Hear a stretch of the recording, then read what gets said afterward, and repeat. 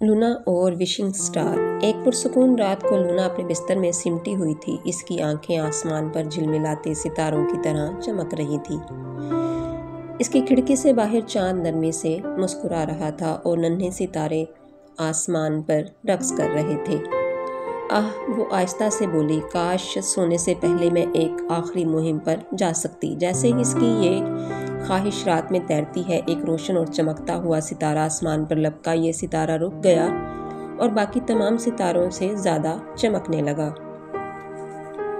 ایک نرم جادوئی آواز نے لونا کو پکارا، لونا، میں نے تمہاری خواہش سنی ہے، کیا تم ستاروں کے درمیان ایک سفر کے لیے تیار ہو؟ اپنی آنکھیں بند کر لو چھوٹے خوابوں، آج رات تم نے کیا خواہش کی؟ آؤ لونا کی ستاروں بھری مہم سے اپنی خواہشوں کو جلا بخشو۔ چمکتے خواب تمہارے منتظر ہیں۔ اچانک ایک ستارہ باقی سب سے زیادہ چمکنے لگا۔ یہ چمکدار ہوتا گیا اور پھر ایک ننھا سا جگمگاتا ستارہ سیدھا لونا کے کمرے میں آ گیا۔ ہیلو لونا، ستارے نے ایک مدھر موسیقی جیسے لہجے میں کہا۔ میں نووا ہوں، خواہشوں کا ستارہ۔ کیا تم ایک جادوئی سفر پر جانا چاہو گی؟ لونا کے جواب دینے سے پہلے ہی اس نے خود کو بستر سے آہستہ آہستہ اٹھتا محسوس کیا۔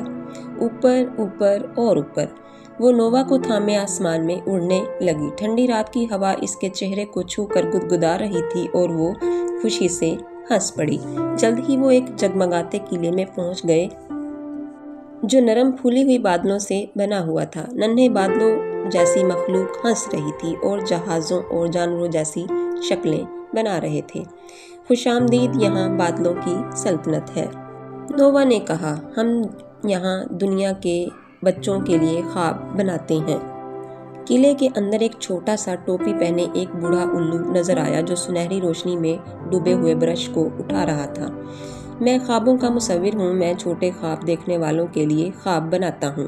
اس نے اپنے برش کو گھمایا اور آسمان پر ایک رنگین خواب ابھرا، ایک کینڈی لینڈ کا خواب۔ لونا حیرت سے دیکھتی رہ گئی۔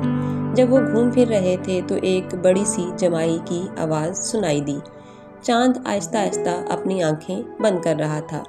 وقت ہو گیا ہے واپس جانے کا لونا، نووا نے سرگوشی کی۔ پلک جھپکتے ہی لونا نے خود کو اپنے بستر پر پایا، کمبل میں نرمی سے لپٹی ہوئی۔ اس نے مسکرا کر کھڑکی سے باہر دیکھا جہاں نووا اب بھی ٹمٹما رہا تھا۔ شکریہ نووا، اس نے آہستہ سے کہا۔ چھوٹا ستارہ آنکھ مار کر آسمان میں غائب ہو گیا اور لونا میٹھے حسین خوابوں کی وادی میں اتر گئی۔